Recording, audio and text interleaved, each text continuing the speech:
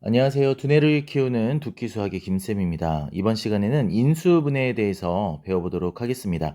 자, 인수분해라는 말은 인수로 분해한다는 의미고요. 인수라는 말은 곱으로 이루어진 것을 말해요.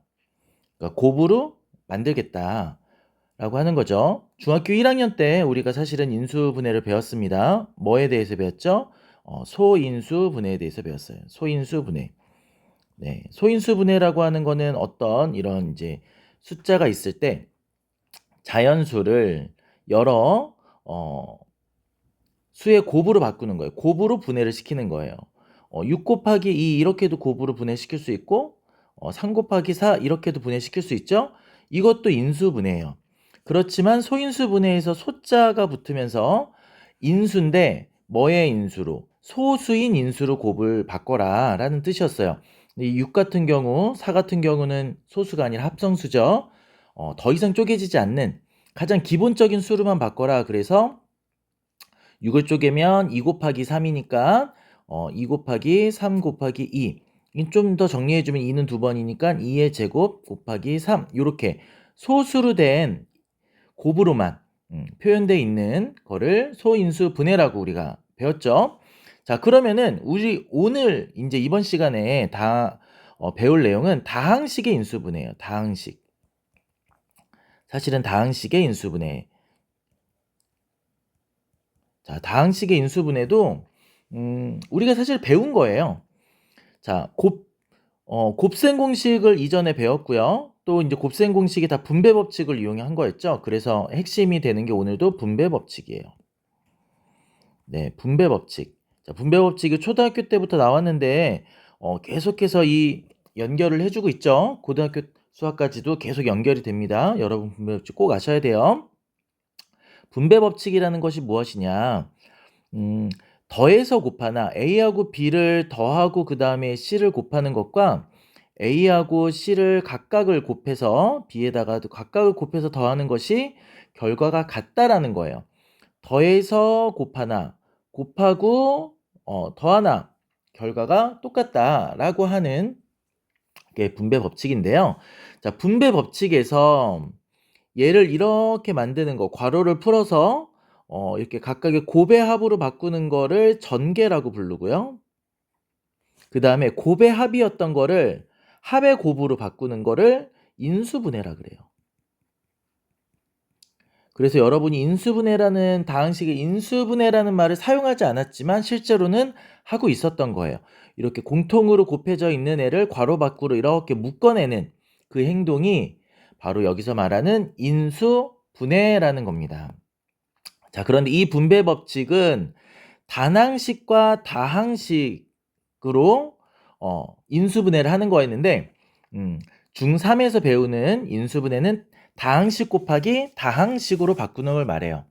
특별히 이제 보통은 2차식을 1차식 곱하기 1차식으로 바꾸는 걸 의미한다라고 할 수 있습니다. 자, 이 분배 법칙을 이용해서 우리가 곱셈 공식을 배웠는데요. 곱셈 공식을 생각을 해보면, 자, 곱셈 공식은 어떤 두 수의 합을 제곱을 한 것을 뭐랑 같은지 하는 거였죠. 그 각각 두 수의 제곱에 그 두 수의 제곱의 합이 있고 거기에다가 이 두 수의 곱이 2배가 더 더해져 있다. 그래서 a제곱 더하기 2ab 더하기 b제곱 요런 거 했었죠. 그리고 이제 여기가 만약에 뺄셈이다. 그러면 여기가 가운데 게 2ab가 마이너스가 되는, 그래서 두 수의 차의 제곱도 한꺼번에 이렇게 곱셈 공식 1번, 2번을 한 번에도 쓸 수가 있어요. 이 복부호를 이용해서. 그리고 3번도 있었죠. 3번 합차가 있었죠. 두 수의 합. 자, 두 수의 합과 두 수의 차. 네, 두 수의 차를 곱한 것. 합차의 곱은 각각 그 두 수의 제곱의 차와 같다. 여기에선 A, B가 한 번은 플러스 한 번 마이너스가 나와서 사라졌었죠. 네. 이렇게 되는 거 배웠었고요. 또 이제 그 다음에 배웠던 게 동일한 어떤 X라고 어떤 수에 서로 다른 두 수가 이렇게 더해져 있는 합의 곱이었어요. 여기서 공통점이 x가 공통이고 a하고 b가 다르다는 거죠. a하고 b가 같으면 그거는 1번, 2번 내용이 되는 거죠. 이런 경우에는 네, x를 기준으로 x가 주인공이 되는 거예요. x가 두 번이 나왔으니까 x가 주인공이에요. 그래서 x의 2차, 그다음에 x의 1차, 그리고 x가 없는 이렇게 세 가지 종류가 나오는데 네, 여기에서는 이 a하고 b가 더해진 값이 x 1차항의 개수로 오고 그 다음에 a하고 b가 곱해진 게 이렇게 상수로 오는 그런 내용까지 공부했습니다. 그리고 5번에 이렇게 복잡했던 건데 네, 이 공통된 수 x가 있는데 마찬가지로 근데 여기에 각각에 또 x에도 곱해져 있는 거예요. 뭔가. 그리고 또 더해져 있는 거예요.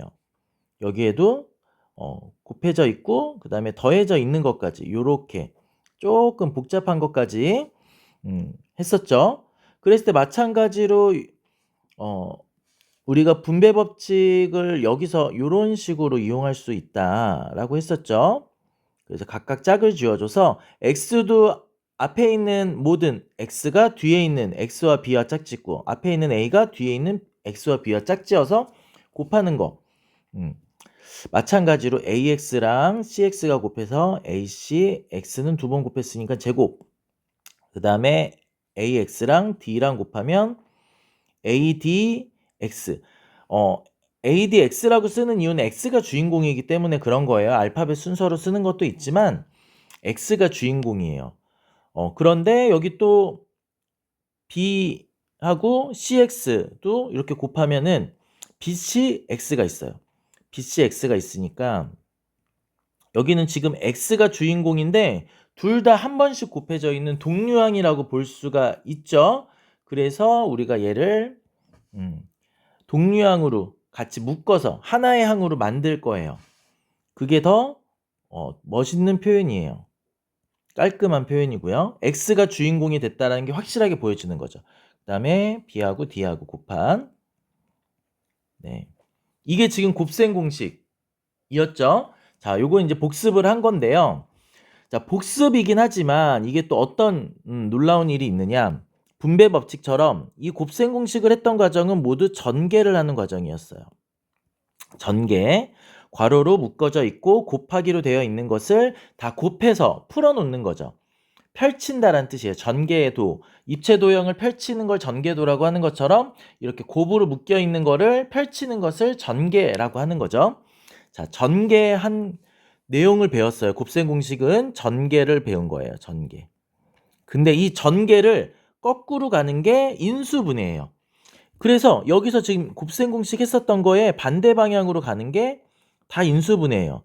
전개가 돼 있는 거를 다시 곱으로 돌리는 거. 전개가 돼 있는 걸 다시 곱으로 돌리는 거. 전개가 돼 있는 걸 다시 곱으로 바꾸는 거를 인수분해라고 한다. 그러니까 이 인수분해하고 곱셈 공식은 완전 짝꿍이죠. 곱셈 공식은 곱이 먼저 있었고 그 곱을 통해서 전개를 했는데 이번에 인수분해는 전개되어 있는 걸 다시 곱의 형태로 바꾸는 거예요. 자, 그런데 우리 숫자에서도 똑같이 했었어요. 원래 우리가 12를 6 곱하기 2로 바꾸는 걸 하지 않았고 6 곱하기 2가 12다라는 걸 먼저 배웠어요. 곱셈을 먼저 배웠고요. 그 다음에 12를 6 곱하기 2로 바꾸는 거는 약수, 그 다음에 나눗셈 이런 걸 배울 때 배우거든요. 그래서 먼저 우리가 곱셈을 하는 게 편한 계산이고요. 곱셈이 된 결과를 보면서 걔가 어떤 것의 곱셈이었는지를 다시 되돌아가는 거, 그게 인수분해이거든요. 그래서 인수분해가 곱셈보다 조금 더 고차원적인 사고를 해야 되기 때문에 곱셈 공식 다음에 인수분해가 왔다 라고 하는 것까지 여러분 잘 정리해 주시고요. 그래서 분배 법칙, 굉장히 중요한 분배 법칙을 이용해서 모든 곱셈 공식이 나왔고 또 분배 법칙과 곱셈 공식에서 나와 있는 것에 반대 방향으로 곱으로 바꾸는 그 형태가 바로 인수분해다. 곱으로 분해하는 거. 네, 곱으로 만드는 게 인수분해다. 라는 것까지 잘 정리해 주시면 좋겠습니다.